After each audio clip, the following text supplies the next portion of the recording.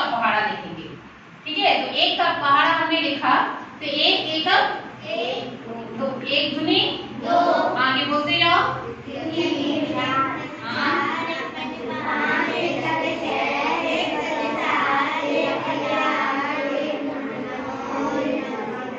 ठीक है, अब हम किसका पहाड़ा पढ़ेंगे? ये एक 12 में कौन कौन सी संख्या होती है? 1 और 2। अब हम 2 का पहाड़ा लिखेंगे। 2 का पहाड़ा बोलो।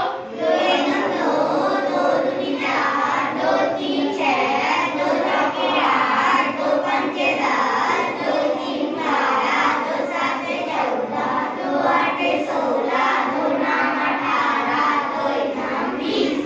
ठीक है, ये अब हमारे 1 और 2 का पहाड़ा तो हो गया। अब हम इसको 12 का पहाड़ा कैसे बनाएं?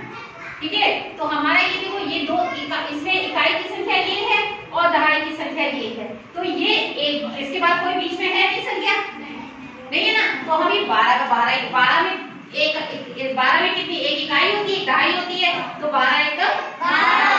अब इसमें भी इकाई और दहाई है केवल, तो 12 दूनी 24। इसमें भी इकाई और दहाई है तो 88। इसमें भी इकाई और दहाई है 48। अब यहाँ पे आ गई हमारे पास 3 संख्याएं, यहाँ 3 संख्याएं आ गई ना, तो हम क्या करेंगे? पहले इकाई की संख्या तो यहाँ लिख देंगे, लेकिन अब हमारे पास दहाई की संख्या 2 है ना, तो 5 और 1 को हम लोग जोड़ देंगे, क्या हो जाएगा? 6। ठीक है, तो ये दहाई 6 हो गई, हो गया 60 बन गया। देखो अब हमारे पास यहाँ भी दहाई की संख्याएं 2 हैं, तो पहले हम इकाई की संख्या तो लिख दी हमने, दहाई की संख्या को हमने जोड़ दिया, क्या बन गया? आ गया? ओके। अब इसके बाद फिर हमारे पास दहाई की संख्या 2 है, तो 4 तो हमने इकाई की संख्या में लिख दिया, 7 और 1 8 हो गया। फिर हमने देखो यहाँ पे भी 6 लिख दिया यहाँ पे, और दहाई की संख्या 2 है, तो यहाँ पे हो गया।